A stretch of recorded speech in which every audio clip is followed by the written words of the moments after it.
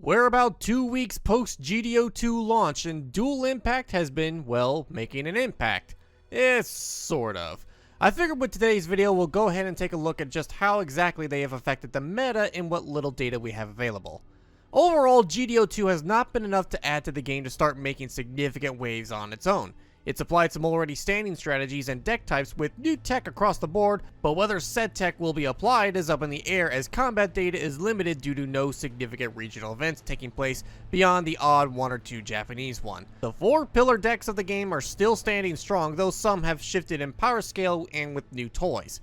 Green-White Wing has started to become the top dog in town due to the new Rick DS being added to the pile of blockers that can be played early enough to stall out the game, waiting for the Wing Zero bomb. Other than that, the only other new addition to their arsenal is the generic Meteor Link heavy arms that gives them scry that I haven't really seen anyone use. Green Blue Rush still follows second as players rely on pure luck of the draw to get their Char Links and smash through the shields fast enough to end the game and beat Wing Zero's doomsday clock. Nothing's really changed with their strategies with the new release, besides maybe including the new White Gundam as it is an extra Char Link, and Turning Point of History that gives you some draw filter. There's been some experiments with shifting into an oops all Char green-white with Quattro, but nothing successful has come out of it. Blue-white has somewhat fallen from its prominent position. The deck we all thought would be the king has started to slow down in comparison to its counterparts. Don't get me wrong, Blue-white is still plenty strong, especially in the form of that new boss unit in the Gundam Epion. Blue-Red-Pink got the biggest change up in that the inclusion of the Psycho Gundam and 4 Murasame, giving a cyber new type focus to the deck. While it still shows up in events, it's sadly underrepresented.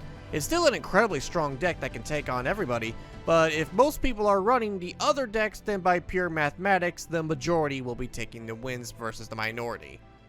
2 new deck types have started to emerge, however. The Justice Gundam has started to see a bit of a resurgence as the new white boss, with its ability to deploy and become 2 units having a lot of finisher value. Red White in general has just been making a bit of a comeback.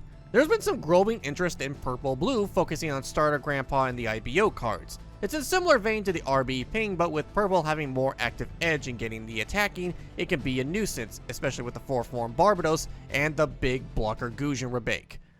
That's about the state of the meta as it is with Dual Impact's inclusion so far.